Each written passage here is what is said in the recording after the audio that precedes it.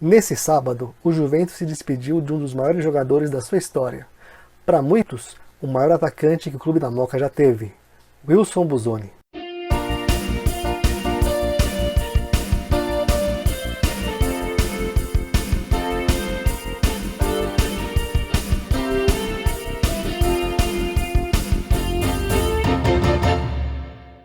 Amigos do Manto Juventino, Wilson Buzzoni é o assunto de hoje. Ele começou sua carreira na base do São Paulo Futebol Clube e depois de ser artilheiro dos juvenis pelo tricolor, o técnico Vicente Feola o escalou algumas vezes no time principal, mas o plantel do São Paulo já estava completo e não tinha espaço para esse jovem craque. Foi pro Nacional, mas sua passagem pela Barra Funda foi frustrante e depois de 6 meses, desiludido, ele quis parar de jogar. Mas um teste no Juventus demonstrou o talento dele e a personalidade, e assim ele foi contratado pelo moleque travesso e veio aqui para a Moca.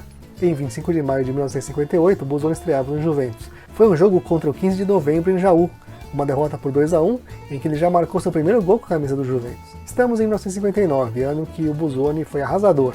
Ele marcou 28 gols no Campeonato Paulista de 59 e não foi apenas o artilheiro juventino na temporada, como também ficou apenas atrás de Pelé e Pepe na artilharia do campeonato em alguns momentos.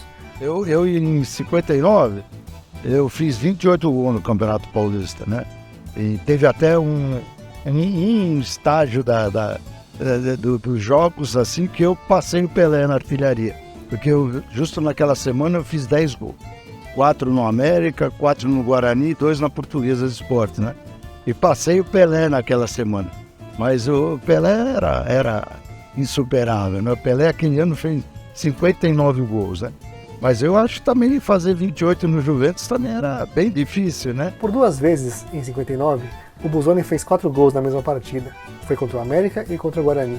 Uma grande temporada como essa foi coroada com a convocação para a seleção paulista pelo técnico Aimoré Moreira para a disputa do Campeonato Brasileiro de Seleções em janeiro de 60. Nos treinos, Buzzoni ganhou a posição de titular, deixando no banco de reservas ninguém menos que Servilho e Coutinho. Enquanto a seleção paulista se preparava, a imprensa especulava se Buzzoni seria vendido para o Corinthians ou para a Fiorentina da Itália. Até o São Paulo, que foi criticado por ter liberado o craque, queria tê-lo de volta. O primeiro jogo da seleção paulista foi contra a seleção baiana, no estádio da Fonte Nova, no dia 19 de janeiro de 1960. Os paulistas ganhavam por 2-0. No segundo gol, o Buzzoni deu passe para o Pepe marcar. Mas aí veio a contusão. No início do segundo tempo, nós demos a saída.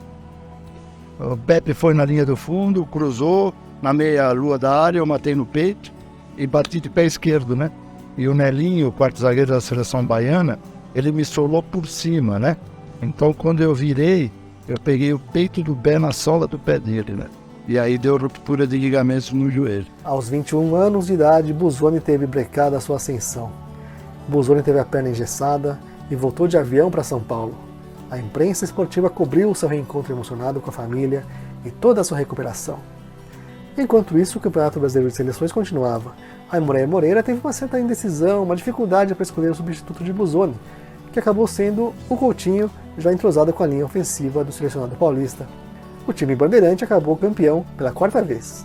Buzzoni foi tratado pelo ortopedista João de Vincenzo, um dos maiores especialistas em medicina esportiva da época. Depois de passar por uma cirurgia, a incerteza. Na opinião do médico, é possível que o jogador não possa mais dedicar-se ao futebol. Em maio de 60, Buzzoni voltou a andar e disse: "Creio que minha recuperação total dependerá muito de mim mesmo. Não desanimo jamais e seguirei todos os tratamentos que me forem indicados para voltar a jogar futebol."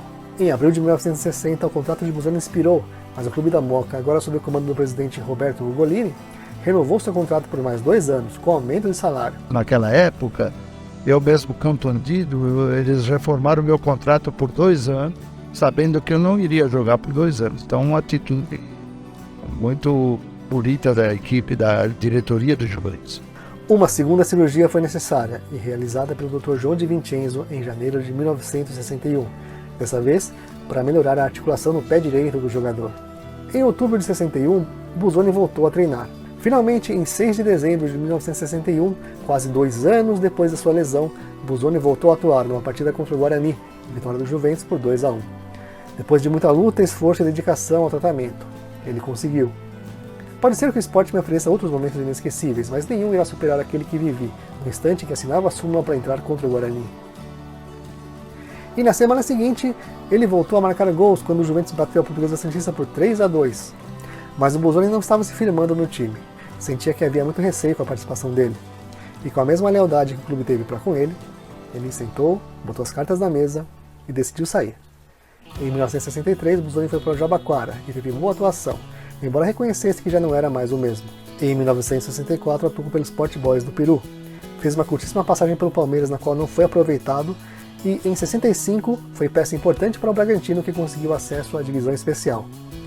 Em 66 voltou ao Juventus, atuando ao lado de Joaquinzinho e Luizinho, pequeno polegar. Depois retornou ao Jabaquara, onde encerrou sua carreira. Nós nunca saberemos como teria sido a carreira de Wilson Busoni se ele não tivesse sofrido aquela terrível contusão. Muito provavelmente a transferência para um clube grande do exterior e a convocação para a Copa do Mundo de 1962 fariam parte da história dele, que não aconteceu. Praticamente interrompeu aquela que seria uma das carreiras mais promissoras, segundo os próprios companheiros que lutaram com ele. Esse é o maior centroavante de Ana.